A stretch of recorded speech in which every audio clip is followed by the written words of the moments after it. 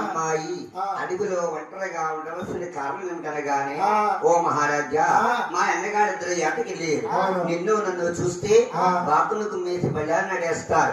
బావయ్య స్వామి అన్న మాట ఆలవించాడు హనుమంతుడు.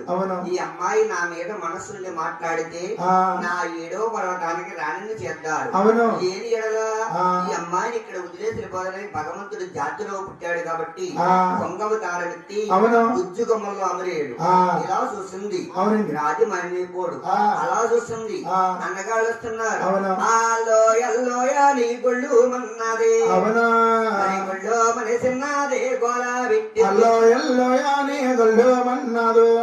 గొళ్ళు మనసున్నదే గోళ పెట్టింది. అల్లో అన్నమాట అన్నగాళ్ళు ఆలోచించి సిరిగా సేమంతి ఎందుకు ఏడుస్తున్నావమ్మా? ఆ అమ్మాయి అంటుంది, ఇది ఆడ వరి మరపాలు మగవారికి తెలవు. వరి మగవారి మరపాలు ఆడవారికి తెలదు. మగవారి మనవలము ఆడవారికి తెలదు. అమ్మా మీకు తల్లినా తండ్రినా అన్ని నీవే తల్లి. చెప్పకపోతే అన్నయ్య కన్నా చెప్పమ్మా అనగానే ఆ మాటలన్న అమ్మాయి అంటుంది, అన్నయ్య మీరు రకాల